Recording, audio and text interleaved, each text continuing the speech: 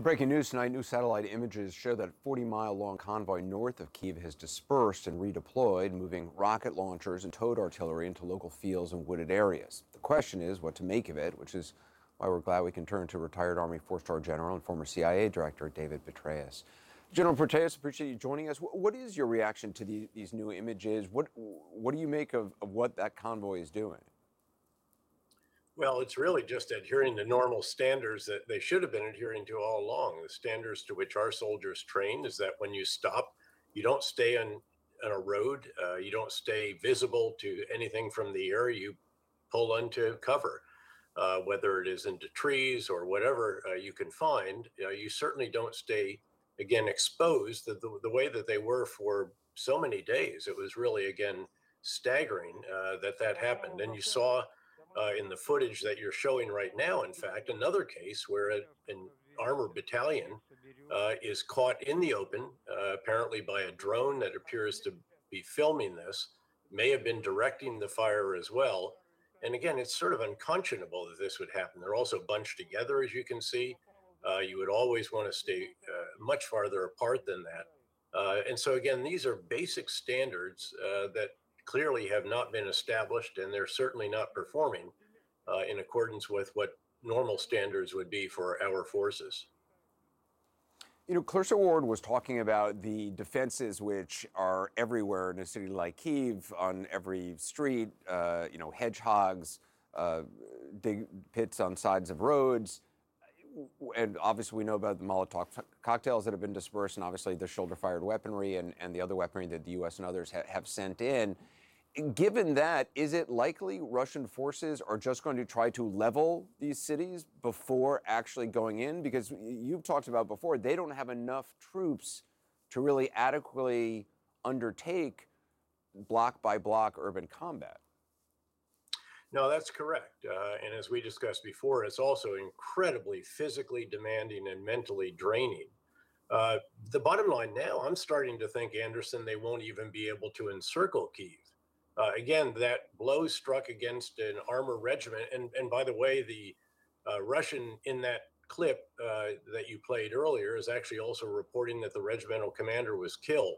That's an extraordinary blow. And you add that to the other casualties, the other losses of armor and personnel and so forth. You just can't keep sustaining that kind of loss. And the column from the east in particular, which is where this was ambushed, is so long and so vulnerable, given the logistical lines that were required for that, that there's just no way, I don't think, that they're going to be able to sustain their forces coming from that direction, which means they probably can't get around to the south and really close the city off, which could be very, very good news for Kyiv, in the sense that at least it could be resupplied, even if the Russians try to lay siege to it from the other directions, from the north and to a degree from the west. But as you noted, again, what they will do is back off, and they're just going to rubble the city block by block. But normally you would need to move in at least to have observation of the fire, although they've certainly done lots of indiscriminate fire, as we've seen into Mariupol in particular. And that situation, I think, has to be the one that's really eating at the President Zelensky, his Minister of Defense, the Chief of the General Staff, trying to figure out any way they could to lift that siege, to break through to Mariupol, to restore the basic services and so forth. But it's pretty clear they just don't have the reserves to do that, even though they've also stopped the Russians around Kharkiv. And that thrust that was discussed earlier from Crimea towards Odessa, it is stopped at a city called Mykolaiv, where the mayor is an absolute hero. He's turning into a real battlefield general and organizing an extraordinary defense. And if they've already rigged the bridges for destruction, if they can't get across that river, they have to go much farther to the north and then down to the southwest to Odessa. And again, there's no way they'll maintain those logistical lines. With Mariupol, which is a city, it seems critical for Russian forces from their perspective to take for future reasons, they've allegedly, according to U.S. senior defense official, they've encircled it. Would it be possible for? I mean, is the same thing at play there, that to actually occupy that city, to move in, would be extremely difficult for Russian forces? Or, I mean, it's a much smaller city, obviously, than Kyiv. Yeah. No, I think what they're trying to do there, Anderson, is literally starve it into submission. The water is cut off, the power is cut off. Very, very desperate situation. You showed how bodies aren't even, you can't even do proper burials for bodies at this point in time. And so what they're going to do is starve it until it submits, until the officials there in charge surrender. I assume is their hope, because of course that will then enable them to complete the land bridge from Crimea to the Donbass, the area of southeast. So they will have denied that entire portion of the coast to Ukraine. And so it's really a matter of time, unless the Ukrainians can figure out how to break that siege somehow and get supplies in, restore basic services, and so forth. And I'm sure that that is the issue that is really bedeviling them. And as always, commanders allocate shortages. You never have enough of anything.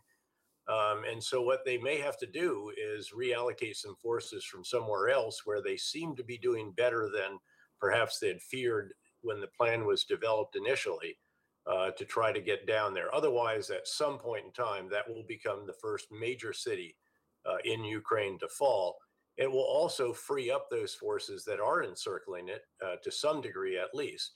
And that could be a problem elsewhere as well. General, just one final question. Just from a perspective of a guerrilla fight or insurgent fight, how effective is a Molotov cocktail? Because clearly there are a lot of them around here, and I know they have an accelerant inside to make them stickier. One person here was telling me that against a tank or an armored vehicle, that those are closed systems that do have air intake, and that if you throw it at the air intake, it essentially smokes out the people inside the tank. Is that true? Well, again, we have some views about the Russian systems that so far aren't proving true. I mean, they're much less well equipped than we believed. And again, to believe that those systems work as advertised probably is worth at least asking about. What you really need to do is get the hatches to pop somehow. And the normal way that that's done, and even our tanks going into Baghdad, they could get swarmed. And if the infantry is not around them to keep the enemy infantry off, in this case, perhaps guerrillas, insurgents, you can have a problem at some point in time. But what you really want to do, obviously, is get the Molotov cocktail inside the tank turret. And to do that, you've obviously got to get them to pop those hatches. And again, there are various ways. You could also perhaps, depending on how exposed the engine grates are and so forth, there are places that are flammable, and that's what you're going to have to do with that. Against thin-skinned vehicles, they can be devastating, and there are other circumstances in which they can be very valuable. But what you really have to do is swarm. And what we've seen, as we discussed earlier as well, Russians have been very poor at achieving combined arms effects. They send tanks alone without infantry, infantry alone without tanks, no engineers around them to help them with obstacles and so forth, and not supported by artillery creeping along in front, the fire along in front of them as required.